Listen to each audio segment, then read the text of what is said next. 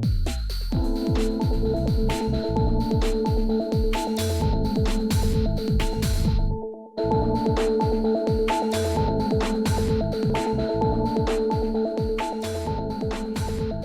um tempo, não muito distante, em que falar difícil era sinal de poder. Textos cheios de jargões, expressões técnicas e frases longas eram a norma em muitos ambientes, especialmente em órgãos públicos, no meio político e no meio jurídico e até no mundo acadêmico. Ser entendido por poucos conferia uma certa aura de autoridade. Quanto mais complexo, mais respeitável parecia o conteúdo. Mas os tempos mudaram. Hoje nós vivemos na era da informação, em que a quantidade de dados que recebemos diariamente é imensa. A clareza e a objetividade na comunicação deixaram de ser uma opção e agora são uma necessidade. Portanto, não basta mais parecer inteligente, é preciso ser compreendido por todos. E a linguagem simples, portanto, surge como uma ferramenta poderosa dessa inclusão. Instituições públicas e privadas já perceberam isso e, aos poucos, estão adotando a linguagem simples em seus comunicados, contratos, leis e até em conversas diárias com o público. É uma questão de cidadania e de respeito.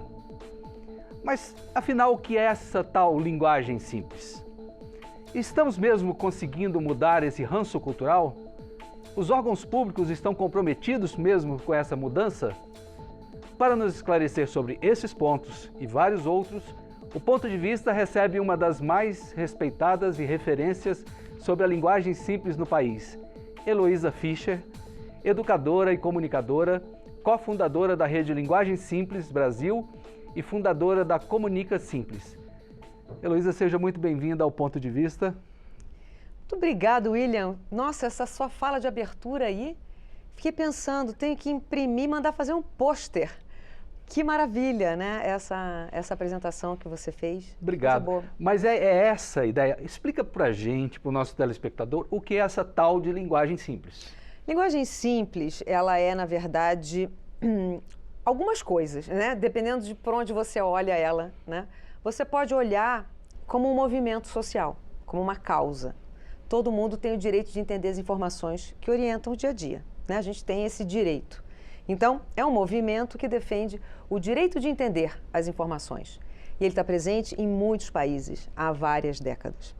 Eu gosto de ancorar a linguagem simples na causa, porque a técnica, né, o conjunto de boas práticas que deriva dessa causa, é uma técnica de comunicação que tem esse conjunto de boas práticas que se chama linguagem simples. Do ponto de vista da técnica, o objetivo é a gente elaborar textos que ela é basicamente para texto escrito, né?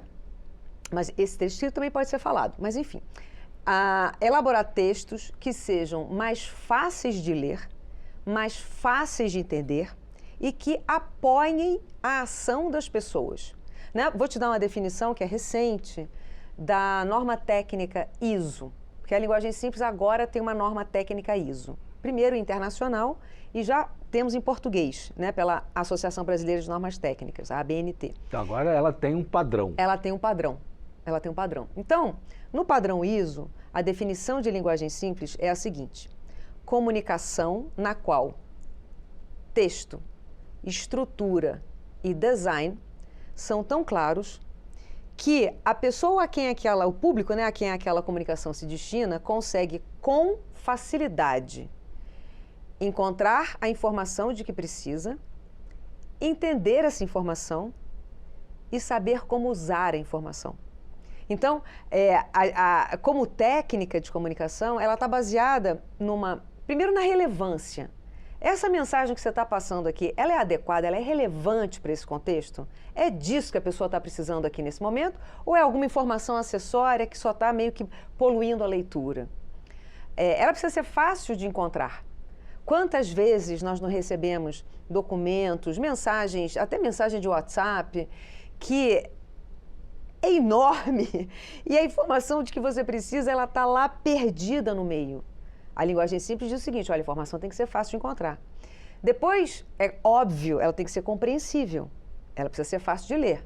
E aí a gente entra no nível que a gente pode pensar, refletir sobre as palavras que nós usamos, mas basicamente, na minha percepção, a estrutura das frases. A gente se acostumou mal, com mau hábito de escrever, né? E nós somos obrigados a ler, porque alguém escreveu, frases que são extremamente longas. Não é incomum, William, você achar num site de uma informação pública uma frase oferecida ao cidadão com 60, 70 palavras. Não tem como. Você não consegue guardar, né? Então, assim, a estrutura da frase e, por fim, a linguagem simples, que eu acho que na verdade é o princípio de tudo, né? O fim, mas é o recomeço também. A informação, ela precisa apoiar a ação de alguém, especialmente na área pública. Você está passando uma informação porque a pessoa ou vai ter que tomar alguma atitude, ou ela vai criar um juízo, um critério a respeito das coisas, ela vai embasar algum tipo de ação na pessoa. Então, essa informação ela tem que estar a serviço dessa ação. Temos que privilegiar na hora de construir a nossa mensagem. Então, como técnica de comunicação, ela tem, digamos assim, esse escopo. Muitas pessoas, quando ouvem falar de linguagem simples, elas acham que é trocar uma palavra pela outra. Ah, não posso usar aqui linguagem simples aqui na minha produção textual, porque eu tenho uma área aqui muito técnica, com uma nomenclatura muito específica, e a linguagem simples vai me obrigar a trocar isso aqui. Na linguagem simples não é isso, né? A linguagem simples está te pedindo para você ter uma postura diante da sua comunicação. Se você trabalha com vocabulário técnico e não tem como trocar, pelo menos dá uma explicada. Se o público a quem você está se destinando não vai ter aquele conhecimento prévio. Se precisar dessa informação técnica, né? Exatamente, né? Se for necessário. Mas eu gosto de pensar assim, quando você tem, por exemplo, duas médicas conversando entre elas usam o vocabulário mais técnico possível. Agora, na hora que essa médica for comunicar à paciente qual é a doença dessa paciente, aí ela tem que usar uma linguagem que esteja adequada. Então, o que a linguagem simples nos desafia é a gente considerar o tempo inteiro a nossa leitora, o nosso leitor. Mas eu acho que a linguagem simples ela tem também mais dois aspectos. Primeiro, ela requer uma mudança cultural. Porque não é assim, né? Você aperta um botão, aí você passa a escrever de uma maneira diferente, passa a se comunicar de uma maneira diferente. Aquilo que eu citei, né? Que tem que mudar a chave e isso é um processo, Exatamente. Né? Então, eu gosto de situar a linguagem simples como um processo de gestão de mudança, porque ela é individual, sem dúvida, mas ela é também coletiva, ela é organizacional. E, por fim, eu gosto muito... Só um parêntese nesse, porque não adianta eu enquanto servidor ou funcionário, tomar uma decisão sozinho se aquilo não repercute, né? Então fica o meu texto desconexo ou a minha informação desconexa de um todo, né? Com Tem certeza. que estar organizado e ser orgânico no sentido de um fluxo interno, né? Haver meio que todo mundo está mais ou menos na mesma página do porquê que isso está acontecendo. Né? O porquê. Por quê? Por que tem que trocar? Né? Qual é, né? Eu adorei que você usou tudo no verbo passado, né? Houve um tempo, né, em que a comunicação bonita era a comunicação complicada, né? Mas, por fim, só um último aspecto, eu gosto muito, William, da definição que uma figura muito relevante na linguagem simples, na Argentina, a juíza Maria Lorena del Moral, é conhecida como juíza Lola. A Lola diz o seguinte: a linguagem simples é um modo de trabalhar. E ela está falando do ponto de vista do Poder Judiciário. É um modo de você considerar qual é o seu lugar na produção de informação, qual é o lugar, no caso, né, no setor público, qual é o lugar do cidadão. Se a gente ampliar o escopo e pensar também nas relações de consumo, né, qual é o lugar do consumidor, né? Então, assim, eu te diria que a linguagem simples é um movimento, é uma técnica, é um processo de gestão de mudança, é um processo e é um modo de trabalhar. E é uma questão de cidadania? Sem dúvida alguma. É uma questão de cidadania e ela é também uma questão de conformidade. Porque nós temos uma série de normativos, de leis, de portarias que já há muitos anos determinam que a informação tem que ser transmitida, se a gente, né, pensar no setor público, que essa informação tem que ser transmitida de um jeito que as pessoas compreendam. Está, por exemplo, no manual da Presidência da República, está nas recomendações da Lei Complementar 95, das boas práticas da redação de leis. Né? Você tem que usar um vocabulário adequado, precisa de uma certa concisão. Então, assim, agora, na cultura brasileira, a gente está ainda num processo de assimilar isso. Por quê? Os normativos, talvez eles, né, eles fossem mais genéricos no sentido, por exemplo, a Lei de Acesso à Informação, a LAI, ela fala que a informação tem que ser clara e fácil de entender. Mas é uma lei recente até. É de 2011, 2012, né? Ela entrou em vigor em 2012, né? Se a gente for pegar, por exemplo, uma mais antiga, o Código de Defesa do Consumidor, que é dos anos 90, também está lá no Código de Defesa do Consumidor. A informação tem que ser clara e compreensível. Mas aí você fala assim, mas me diga uma coisa, o que é o compreensível para você? Ou o que é o fácil de entender para você? Eu acho que a contribuição desse movimento, né, que em inglês se chama Plain Language, e aqui no Brasil, né, que é um movimento que é global, está presente em muitos países, há muitas décadas. Nasceu na Inglaterra? As origens, quando você vai olhar mais ou menos, né, esse uso, porque em inglês eles têm uma expressão que é in plain English, que é equivalente ao que a gente chamava, que eu nem tenho visto isso muito sendo mais usado, de, fala em português claro. Não é? Fala sem rodeio, fala direto. Então, existe uma expressão in plain English. Mas esse movimento plain language, a gente consegue ver as primeiras referências a ele ali pela década de 40, 50, em países de língua inglesa. Reino Unido, Estados Unidos, né, movimentos de servidores públicos. Né? No Reino Unido, por exemplo, acho que foi em 50 e pouco, 54, que um certo servidor público resolveu lançar um livro das palavras e questionando essa questão, né, da comunicação com o público. Então, é um movimento e uma prática de elaboração de produção textual com vistas à cidadania, ao pleno exercício da cidadania, primeiro em países de língua inglesa, que a gente vê organizado, porque, William, o problema dos textos difíceis de entender, ele é universal, não é? Ele é universal e atemporal. É mesmo que a gente sabe que a nossa língua, a língua portuguesa, ela é um pouco mais rebuscada, por exemplo, do que o inglês. O inglês é muito mais objetivo e sintético, né? Sim. O português tem uma quantidade imensa de palavras, de sinônimos, que podem ser usados para rebuscar, para empolar ou para dar um certo ar de erudição. E o inglês já não é tanto, né? Mas o nosso desafio ainda parece ser um pouco maior, justamente pela característica da nossa língua, não é? Eu acho que tem a característica da língua porque, por exemplo, o português é uma língua que tem muito mais palavras polissílabas do que o inglês, por exemplo. Né? No inglês as palavras elas são menores. No português as palavras tendem a ser maiores. Né? E o pessoal de estudo de linguagem que faz pesquisa com rastreador ocular, que é para você ver onde é que as pessoas fixam o olhar quando estão lendo, pesquisas mostram que as pessoas, de uma maneira geral, as pessoas tendem a pular as palavras que são maiores. A gente busca na nossa leitura, a gente privilegia na nossa leitura fixar o nosso olhar em palavras menores. Então, por exemplo, uma língua como o português, a gente vai ter uma incidência maior de palavras polissílabas, né? E a gente sabe que isso tende a trazer alguma exigência adicional de quem está lendo a gente, não é? Mas então, o movimento ele começa nesses países de língua inglesa, mas ele também vem para a América Latina, vai para outros países nórdicos. Né? Aqui na América Latina, por exemplo, a gente teve México aderindo como política pública do governo federal no início de 2000, tipo 2004, eu acho que era 2004. Aí depois a gente tem um movimento na Colômbia de uso de linguagem simples no atendimento ao cidadão, ali em torno de 2013.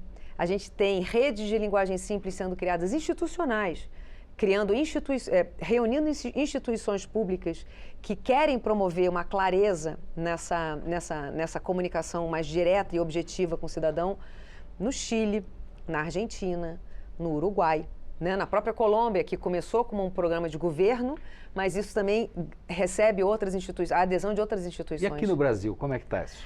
Esse processo? Olha, para usar um português popular, A linguagem sendo simples direta e simples. Está bombando, né? A gente está num momento de muita agitação. É muito interessante o que acontece no Brasil. Recentemente inclusive, houve um evento aqui na Câmara dos Deputados, uma maratona de linguagem simples para a cidadania, que a gente teve inclusive a participação do presidente da Associação Internacional de Linguagem Simples, foi um copromotor do evento, mas o presidente, ele falou, bem, eu tenho que olhar o que está acontecendo no Brasil. Ele mora na Itália, mas ele é da Holanda. Ele veio exclusivamente para isso, para entender o que está acontecendo no Brasil. Porque se por um lado, a gente olha assim, né, a linguagem simples é meio vovó, né, porque ela já tem muitas décadas, tipo 80 anos. O nosso país aderiu de uma maneira estruturada há menos de 10 anos. Né, esse movimento, quando eu comecei a fazer minhas pesquisas nessa área de linguagem simples, foi em 2016. Eu despertei para essa temática naquele ano de 2016. Logo depois você publicou um livro que é Exato. Considerado o primeiro livro Exatamente. referência em língua portuguesa Isso. sobre a questão da linguagem simples. O nome do livro? Clareza em Textos de Governo Eletrônico, uma questão de cidadania.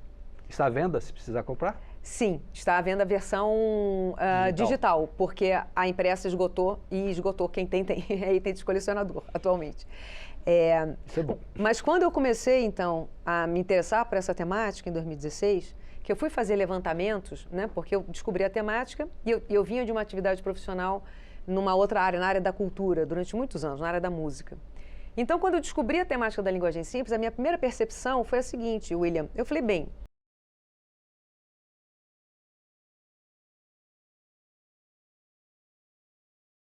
para facilitar a comunicação, em grande parte a comunicação pública. Né? Nós temos uma população a maioria absoluta da população brasileira tem problemas de habilidade, né, de habilidade leitora, tem problemas em ler e escrever, mas em ler. Eu imaginei assim, bem, isso aqui deve ter muita gente trabalhando com isso aqui no Brasil. Isso em 2016. E já deve ter tido muito projeto, eu quero entender direito o que tem aqui. Então, que foi numa pesquisa de especialização em ciências sociais. E aí eu percebi que não tinha. Naquela ocasião, eu consegui identificar o trabalho de uma professora e pesquisadora da Escola de Comunicação da USP de São Paulo, mas remotamente, década de 90, começo de 2000, né, início ali de 2010, ela já não estava mais trabalhando com isso. Um programa do governo federal, eu acho que era o programa, era um programa de gestão pública, enfim, esqueci o nome do programa, mas que tinha lançado dentro desse programa, que era um programa de revisão de processos, acho que dentro do âmbito de digitalização, tinha lançado um manual que chamava, acho que era Fugindo do Burocratês, acho que era esse nome, que mencionava esse movimento Linguagem Simples. E um projeto do governo de São Paulo, do governo estadual paulista, numa área de governo aberto. Então, dentro de um projeto grande de governo aberto, que tinha a ver com maturidade de dados, foi um programa de intercâmbio feito junto com o Reino Unido. E, por conta da experiência do Reino Unido, com digitalização, com informação pública, no âmbito desse programa, que era um programa que não tinha a ver com linguagem, tinha muito mais a ver com preparação, era muito mais de TI do que de linguagem, os britânicos recomendaram, olha, vocês têm que fazer alguma coisa na área de linguagem para facilitar, porque não adianta só você digitalizar o processo, mas você tem que fazer uma atualização da linguagem também. E esse programa, então, tinha uma cartilha, um manual muito bom de orientações, mas que ele se perdeu ali no projeto. Então, para te dar uma ideia, em 2016, tinha tido esses dois casos, né? O caso do governo federal, pontualmente, e o governo estadual de São Paulo. Então houve uma evolução até considerada rapidíssima, porque nós, passados 8 anos, hoje me parece que há uma adesão, um empenho enorme. O Poder Judiciário comprou essa ideia, o Poder Legislativo, que a Câmara dos Deputados também está participando desse projeto, acredito que o Senado Federal puxando as casas legislativas. Isso, então, parece que contaminou em rápido tempo, assim? Sim. Eu tenho muita alegria de ter contribuído com a minha pesquisa, com aquele lançamento, porque quando eu fui fazer a minha monografia de conclusão da especialização, eu imaginei assim, não tem bibliografia em português sobre isso. Então, eu vou escrever de uma maneira que seja também acessível, que não seja só um trabalho acadêmico pesado, né, que nem faria sentido, né, dentro dessa temática, né. E aí acabei lançando o livro. E foi interessante, o lançamento do livro foi em 2018.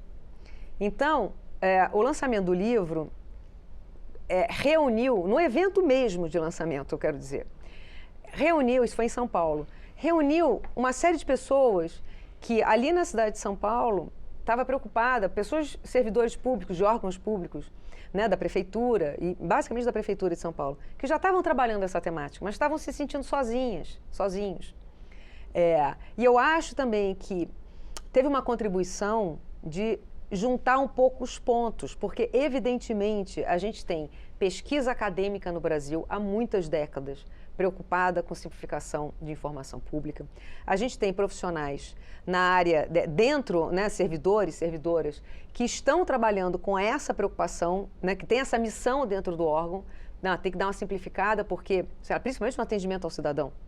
E acho que esses grupos, né, a Prefeitura de São Paulo não, a Prefeitura de São Paulo estava estruturadamente trabalhando isso quando a gente se conheceu, naquele momento.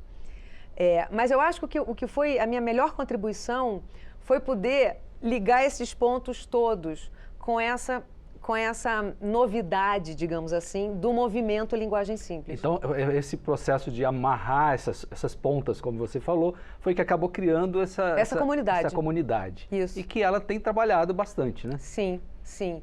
E aí, quando você chega, né, eu costumo brincar que a Linguagem Simples é uma solução nova para um problema muito antigo, né? Então, dentro dessa questão de ser uma solução nova, a gente teve uma característica aqui no Brasil que, para mim, na minha visão, é o que faz toda a diferença para esse boom, né, para esse grande impulso, é porque ela foi uma temática abraçada pelos laboratórios de inovação e gestão pública. A gente tem uma rede de laboratórios no Poder Executivo, no Poder Legislativo, no Judiciário, aqui no Lab Hacker mesmo, né, aqui na Câmara. Os laboratórios compreenderam que a linguagem simples era uma grande inovação.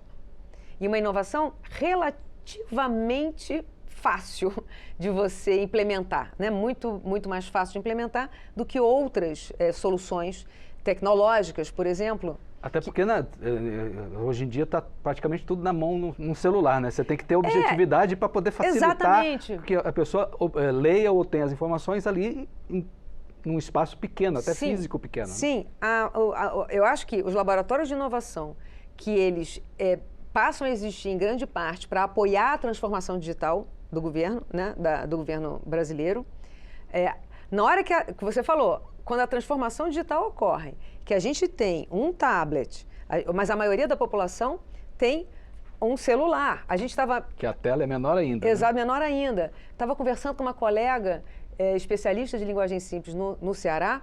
Ela estava me falando que eles fizeram uma pesquisa no instituto onde ela trabalha, no Instituto Mirante de Arte e Cultura, que 80% é um instituto cultural que tem editais.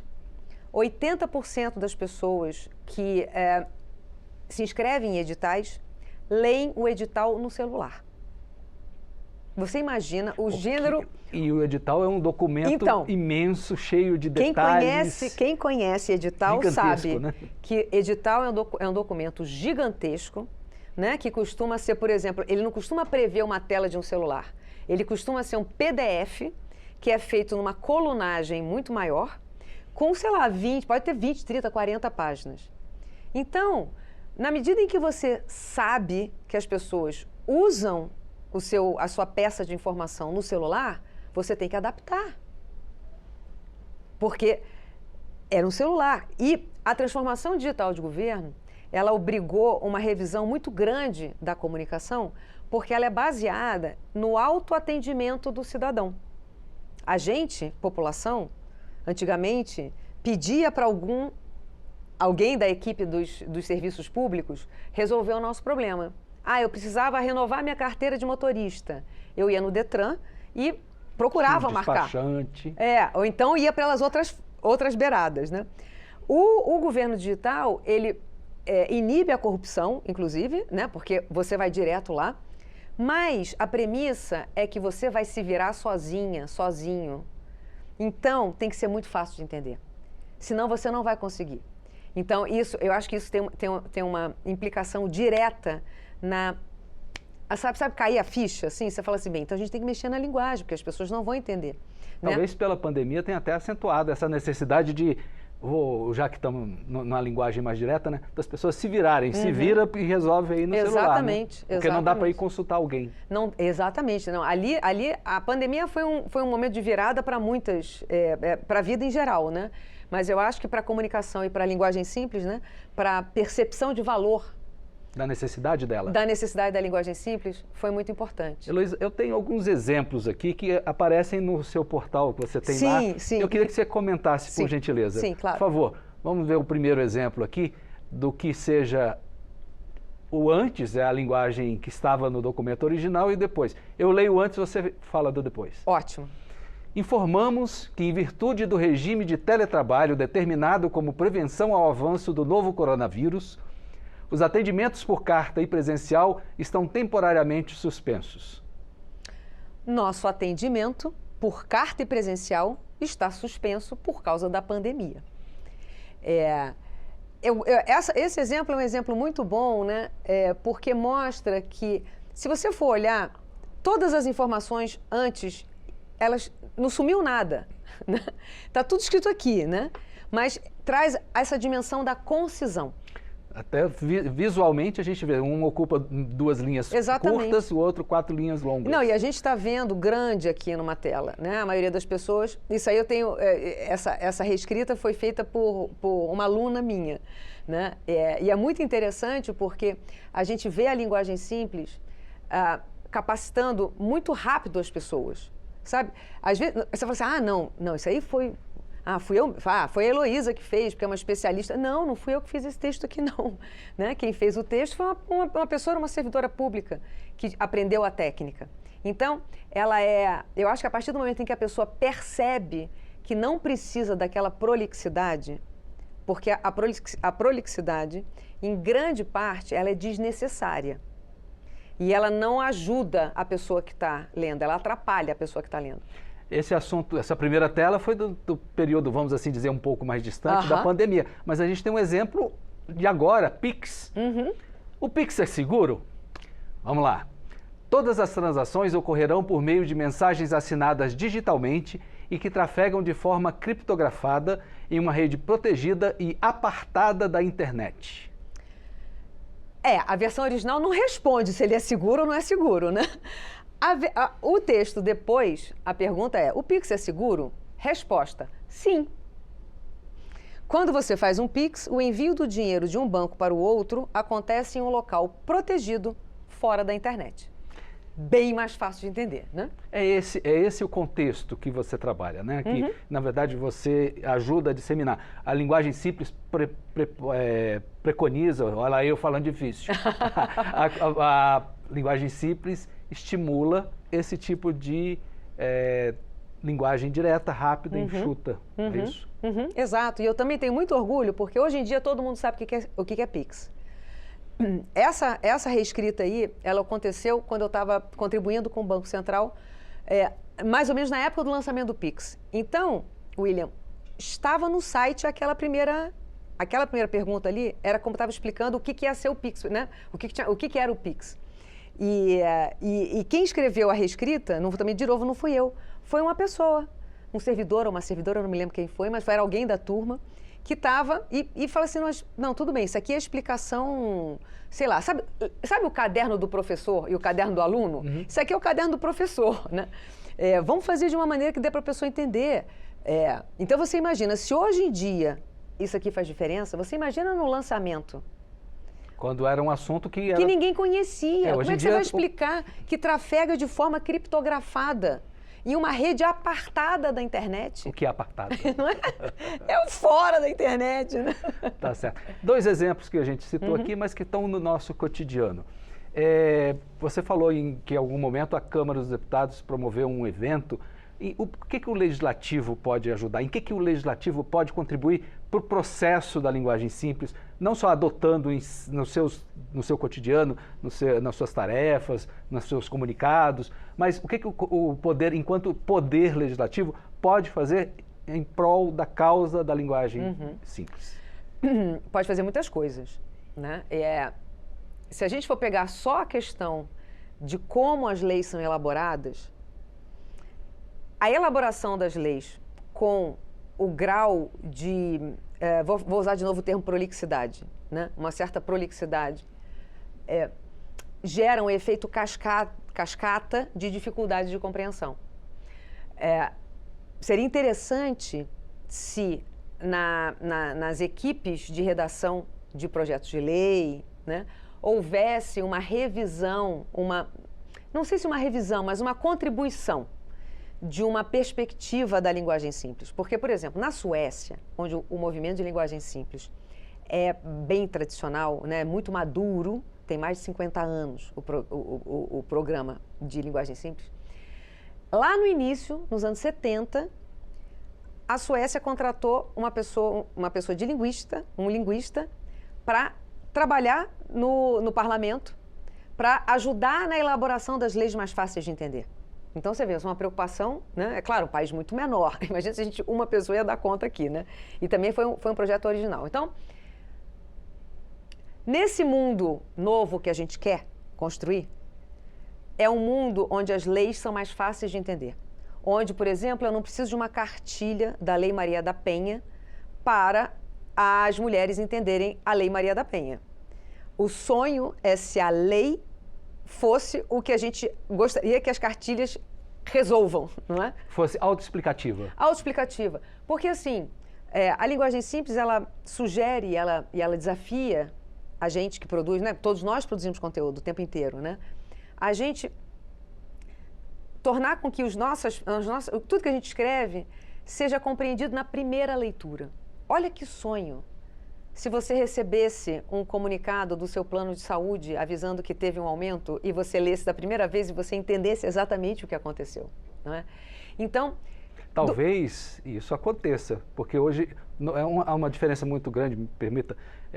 No setor público, as coisas são um pouco mais empoladas, mas no setor empresarial, como tem muitas vezes uma empresa de publicidade por trás, uma agência, e o pessoal do marketing é muito mais direto, consegue dizer, o seu plano subiu X%. Sim, só que os publicitários, o pessoal do marketing não está trabalhando lá na produção dos comunicados que vão para os beneficiários dos planos, né? Seria maravilhoso se tivesse.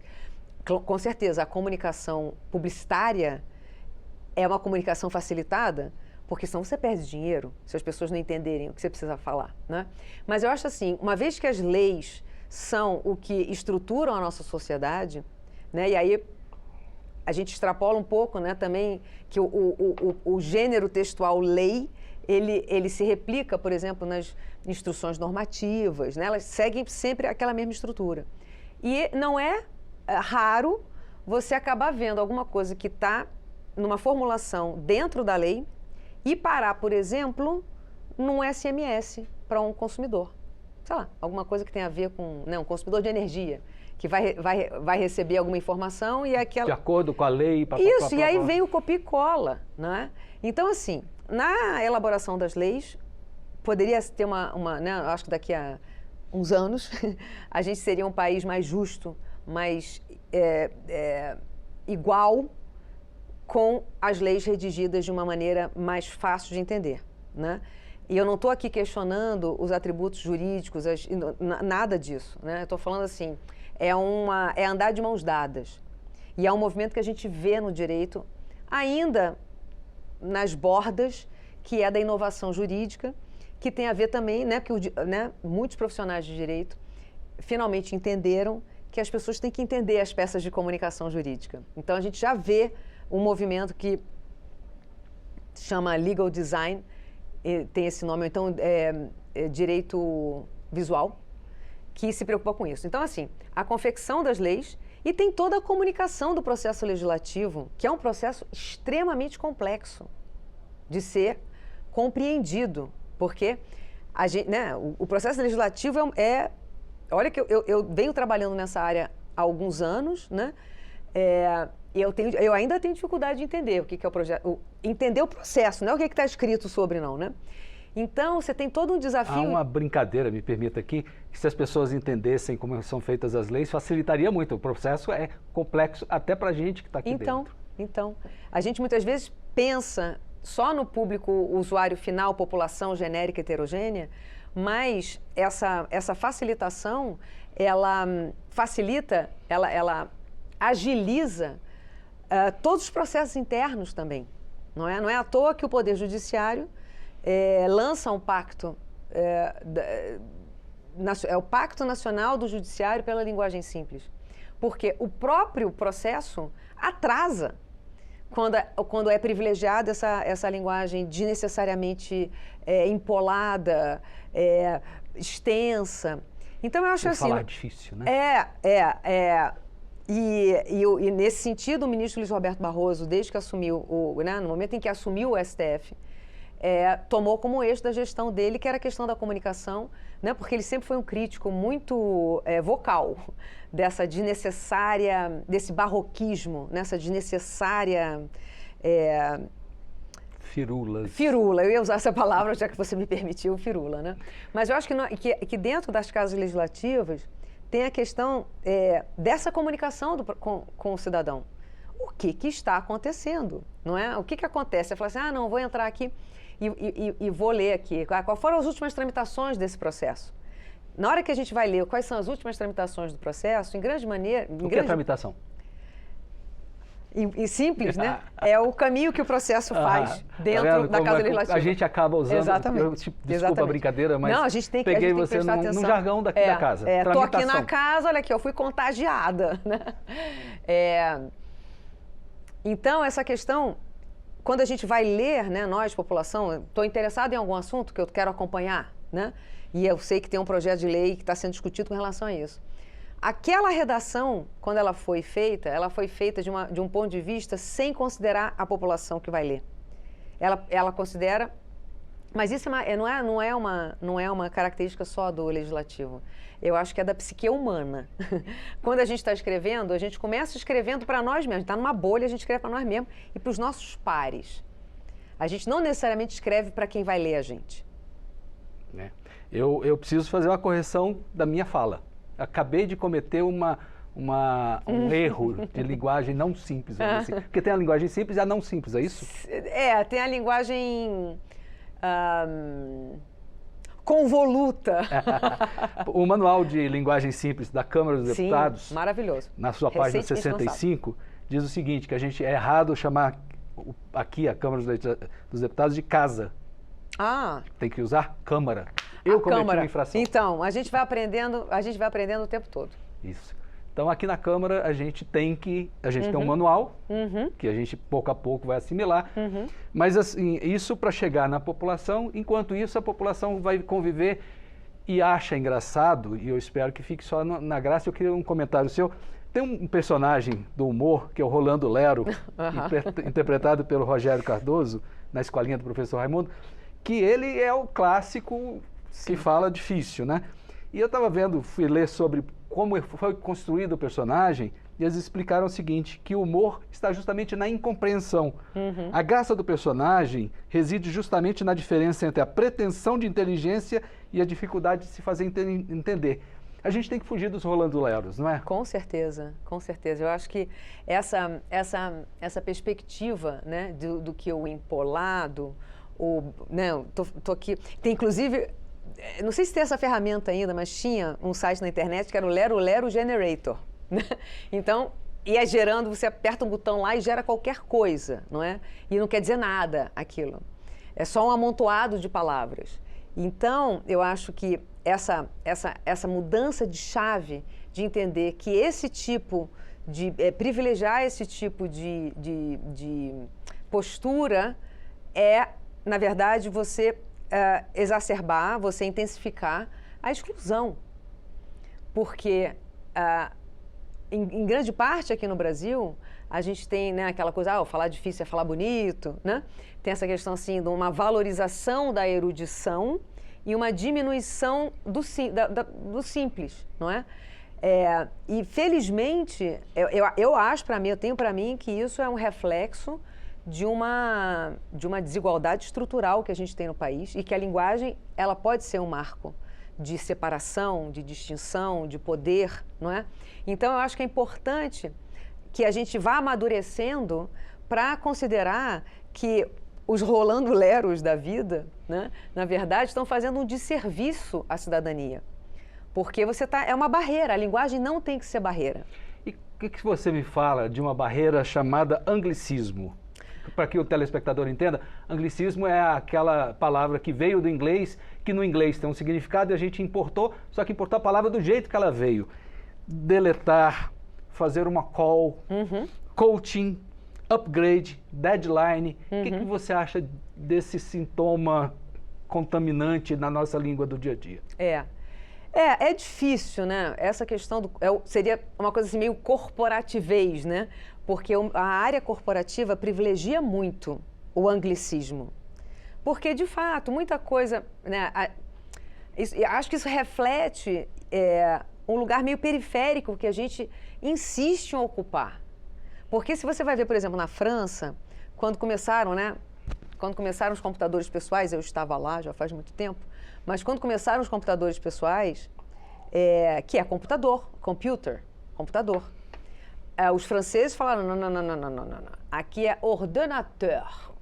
Que é a gente tem uma palavra... de ordenar, exatamente. Né? A gente tem uma palavra que a gente quer usar aqui. Né? O mouse, que a gente usou durante, né, e continua usando, né? Eles têm um outro nome que é meio rato. É rato? É meio rato. Em Portugal, no português de Portugal, o mouse rato também, não é? rato. Então, você vê, eu acho que esse tipo de resistência linguística é falar assim, não, peraí, não é nem de resistência, eu acho que é de valorização. Né? Você fala assim, não, peraí, mas para que eu vou repetir isso?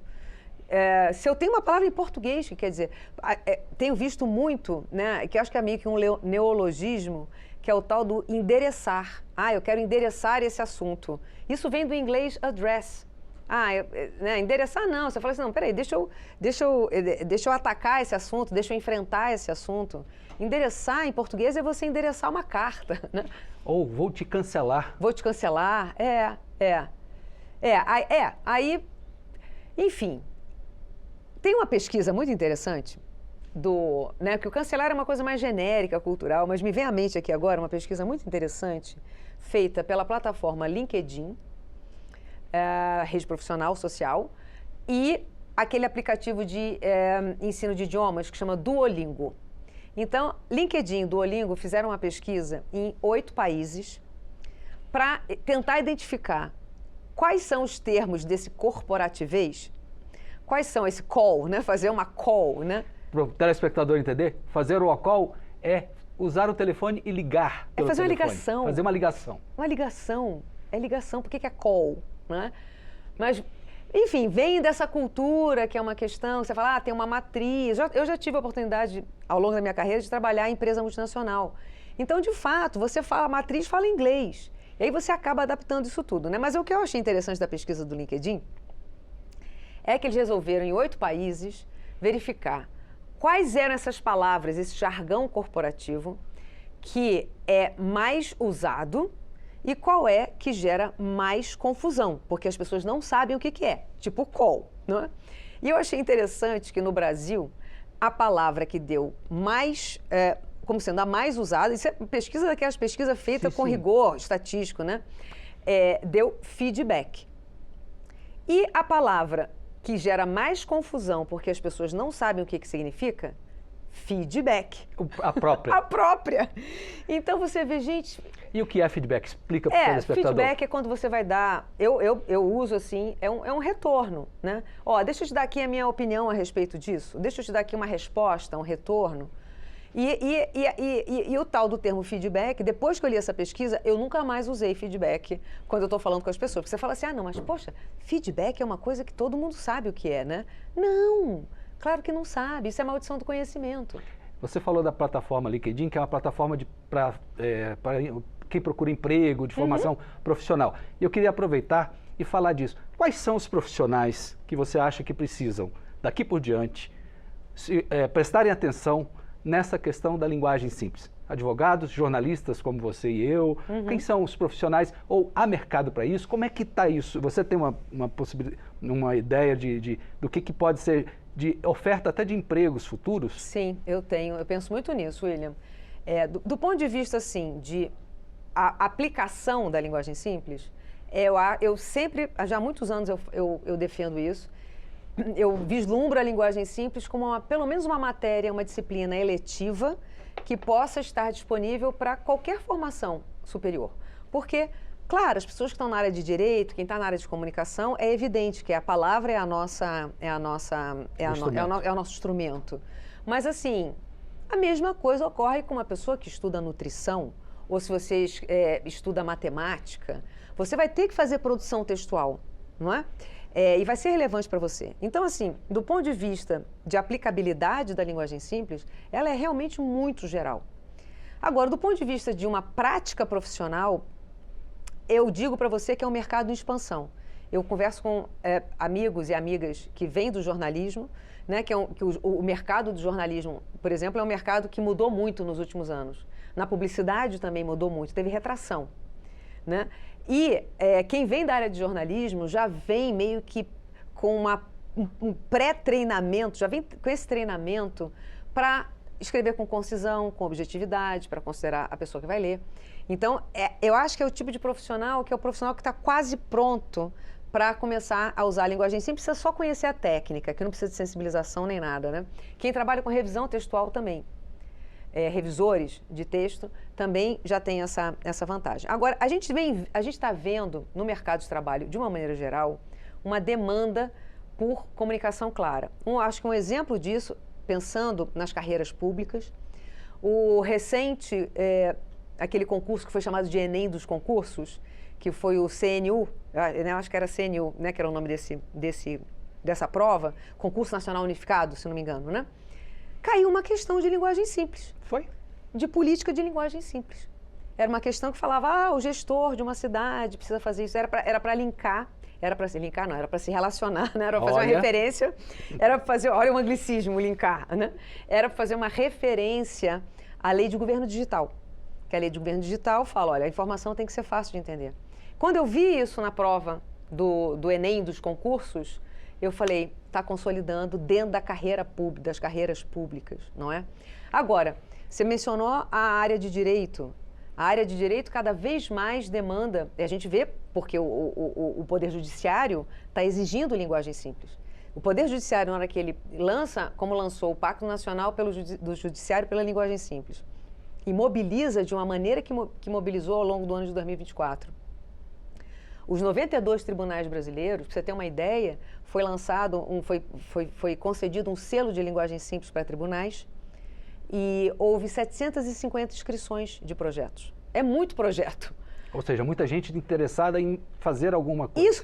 Tribunais que já estão trabalhando em linguagem simples. De trabalhos já estão acontecendo, não é nem de ideias. Não, era que já está acontecendo para receber o selo. Ah, sim. Então, você imagina, se 750 inscrições, quantos outros projetos em andamento estão? Então, na hora que o Poder Judiciário, que é um grande ordenador, né, do mercado judicial-jurídico, né, do setor jurídico-judicial, na hora que o Poder Judiciário fala, tem que ser fácil de entender.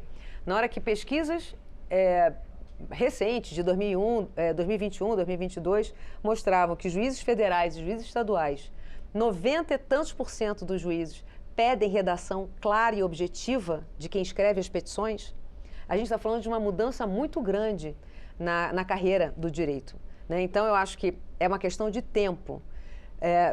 5 anos, 10 anos, 15 anos. O processo é muito novo, né, Luiz? É. Eu quero agradecer muitíssimo a sua participação aqui no Ponto de Vista. Esse assunto rende muito mais, ótimo. A conversa rendeu. Mas, assim, um desejo do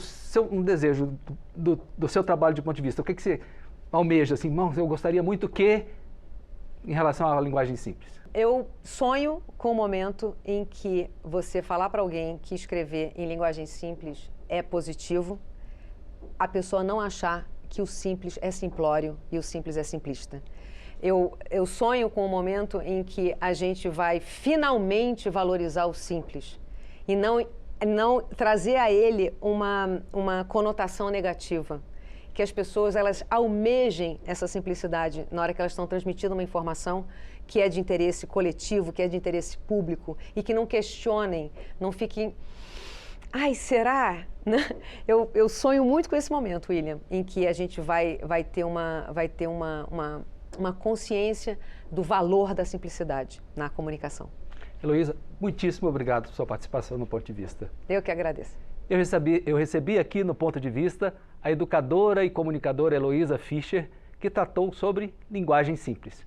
Para rever e compartilhar esta entrevista, acesse o canal da Câmara no YouTube ou o nosso portal na internet, câmara.leg.br. Muito obrigado por sua atenção.